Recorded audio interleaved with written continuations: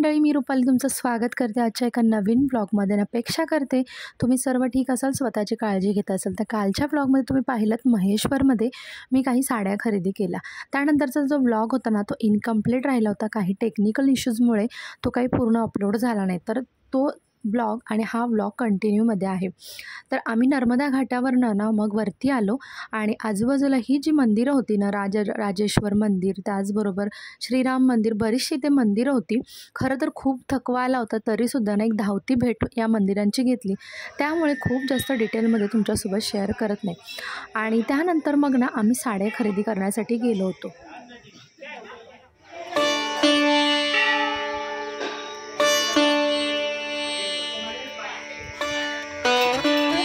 आम्ही साड्या खरेदी करायला गेलो होतो ना, तर तो क्लिप जो होता ना, तर तो काल ॲड होत नव्हता. सो ते क्लिप्स आहेत ना, मी आता ॲड केलेले आहेत. आम्ही कोणत्या शॉपमध्ये गेलो होतो आणि त्यांच्याकडनं कोणती इन्फॉर्मेशन घेतली, सगळं तुम्हाला पुढे या क्लिप्समध्ये पाहायला मिळेल. काकी तुमच्या प्रेमात परत पडल्या.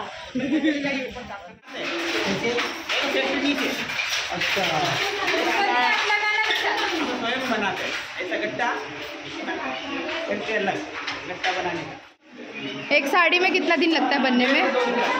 1 से 2 दिन.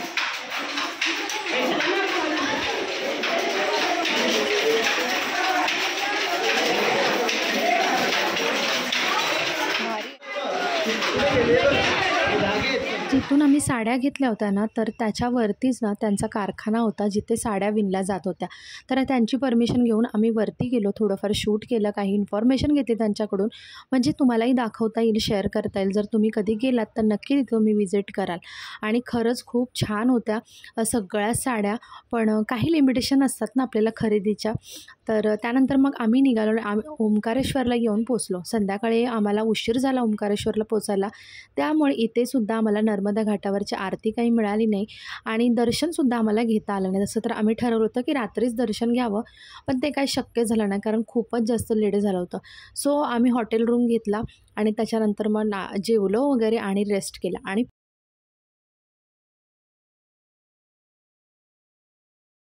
तर सगळं आवरून आम्ही सगळेजण निघालेलो आहोत आता ओंकारेश्वरच्या दर्शनाला. आणि त्याचबरोबर तर आम्ही सगळे आवरून आता निघालेलो आहोत ओंकारेश्वराच्या दर्शनासाठी आणि मग त्यानंतर मामलेश्वर दर्शन करणार आहोत.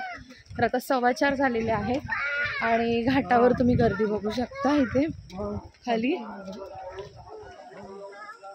ही बघा, घाटावरती खूप सारी गर्दी आहे. तर आम्ही सगळे ना मंदिरात जायला ना झुला पूलचा वापर केलेला आहे. आज ना इथल्या ज्या बोट्स आहेत त्या बंद आहेत, त्यामुळे त्याच्याने जाता येणार नाही. सो फायनली आम्ही झुला पूलने निघालो आहे.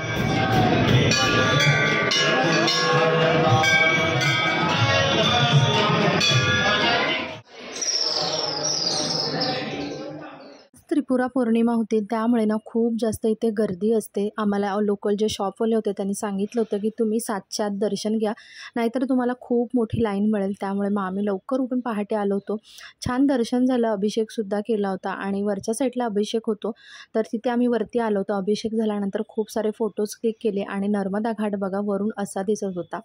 खरंच खूप छान वाटत होतं, इतकं प्रसन्न वाटत होतं. म्हणजे ना 4 वाजता आपण उठून जेव्हा देवाचं दर्शन घ्यायला येतो त्यावेळेला ना इतकं प्रसन्न वाटतं ना. खरंच मला असं वाटतं की आपण आता यापुढे ना जेव्हासुद्धा आपण कोणत्या दर्शनासाठी जाऊ ना, तर पहाटेच दर्शन घ्यावं असं मला वाटतं. म्हणजे खूपच छान वाटतं. एक पॉझिटिव्हिटी जी असते ना लेवल, ती खूप जास्त हाय असते.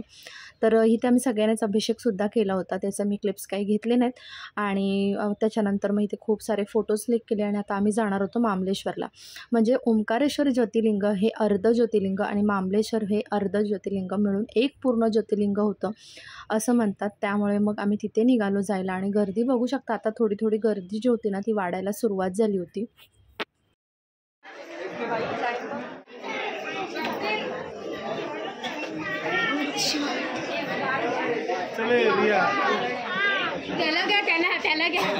आता आम्ही ना निघालो होतो मामलेश्वरच्या दर्शनाला आणि आता बऱ्यापैकी उजाडलं होतं, त्यामुळे नर्मदा घाटनं वरून अशा प्रकारे दिसत होता. आपने लगा दिया, उन्होंने बुझा दिया. कोई बात नहीं है, फिर भी लगा हुआ. अरे मामलेश्वर मंदिराजवळ ना फार काही एवढी गर्दी नव्हती, म्हणजे थोडी गर्दी कमीच होती. तर आम्ही सगळेच लाईनमध्ये गेलो आणि पटापट दर्शनसुद्धा घेतलं.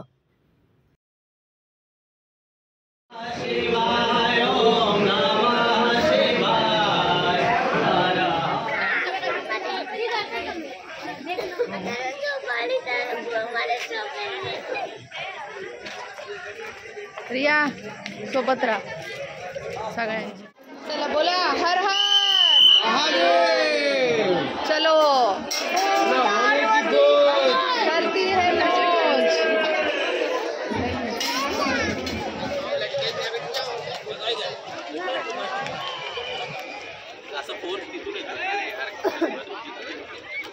थांब.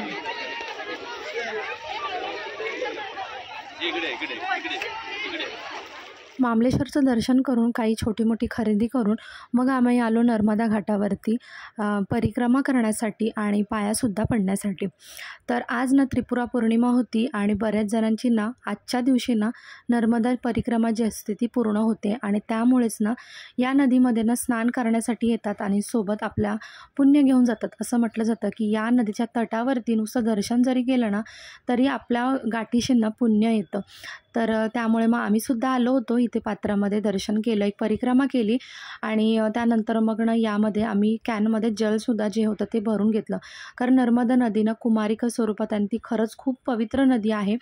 त्यामुळे मग आम्ही ते जलसुद्धा घेतलं आणि आपल्याला परिक्रमा करायला जाणं तर शक्य नाही आहे. नर्मदा नदीची परिक्रमा करण्यासाठी 3 वर्ष 3 महिने 13 दिवस काहीतरी लागतात.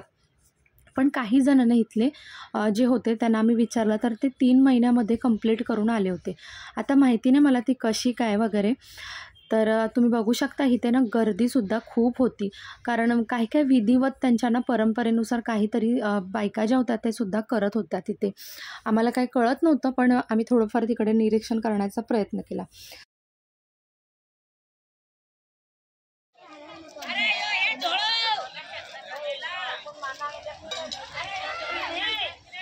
पुन्हा आम्ही सगळे हॉटेल रूमवर आलो, मस्त रेस्ट केला आणि दुपारी जेवून मग आम्ही निघालो परतीच्या प्रवासाला. हो, आपली ट्रिप जी आहे ती इथेच एंड होणार आहे. म्हणजे आता आम्ही परतीच्या प्रवासाला सुरुवात केलेली आहे. तर याच गाडीने ना आम्ही रेल्वे स्टेशनला जाणार आहोत आणि तिथून आमची मग ट्रेन आहे संध्याकाळी 8:30 वाजताची. ती पकडून मग आम्ही मुंबईला उद्या दुसऱ्या दिवशी सकाळी पोचणार आहोत. तर रेल्वे स्टेशनला आम्ही पोचलो आणि आपण म्हणतो ना की सगळं चांगलं असलं तर काहीतरी ना मिठाचा खडा थोडाफार पडतोच एंडला. तर तसंच काहीतरी झालं. तर आमची ट्रेन जी होती ना तर ती 30 तास लेट होती. म्हणजे तुम्ही इमॅजिन करू शकता की दुसऱ्या दिवशी ती संध्याकाळी येणार होती आणि इथपर्यंत आम्हाला बसून राहणं काही शक्य नव्हतं. त्यामुळे ज्या गाडीने आम्ही 3 दिवस इथे लोकल फिरत होतो तीच गाडी घेऊन आता आम्ही मुंबईला निघणार होतो. कारण इथून डायरेक्ट लक्झरी किंवा कोणतीही प्रायव्हेट गाडी जी होती ना ती मुंबईला येणारी नव्हती. त्यामुळे मग याच गाडीने आम्ही निघालो होतो.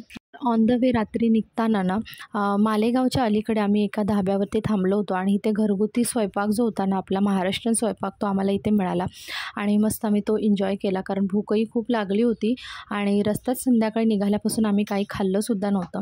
तर इथे 1-1.5 तास मस्त आम्ही स्वयंपाक एन्जॉय केला आणि त्याचबरोबर जे आमच्यासोबत ड्रायव्हर होते त्यांनासुद्धा रेस्ट दिला आणि मग निघालो आम्ही पुढच्या प्रवासाला. रात्रभर प्रवास करून सगळेच दमले होते आणि रात्री खूप थंडी लागत होती. ऑन द वे आम्ही जेव्हा ट्रॅव्हल करत होतो त्यामुळे सगळ्यांनी इथे स्वेटर घातलेत आणि फक्त मी एकटी जागे, बाकी सगळे झोपले होते. त्यानंतर मग इथे सकाळी ना आम्ही एका ठिकाणी चहासाठी थांबलो होतो. म्हणजे पेट्रोल पंप होता आणि तिथे जवळच चहाची टपरीसुद्धा होती. ते मस्त फ्रेश झालो, चहा घेतला आणि फायनली येऊन आम्ही पोचलो समृद्धी महामार्गावरती. तर आता इथून फक्त मुंबईनं थोड्याच अंतरावर आहे आणि आजचा आपला व्लॉग जो आहे तो सुद्धा इथेच एंड होणार आहे. कारण ह्याच्या पुढचे क्लिप्स काही मी घेतले नाही कारण खूप जास्त दमली होती मी सुद्धा.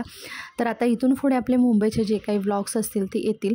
अपेक्षा करते तुम्हाला ना ट्रिपचे सगळेच व्लॉग जे आहेत ते आवडले असतील. कसे वाटले मला नक्कीच कॉमेंट सेक्शनमध्ये सांगा आणि आवडल्यास लाईक, सबस्क्राईब, शेअरसुद्धा करा. चला बाय.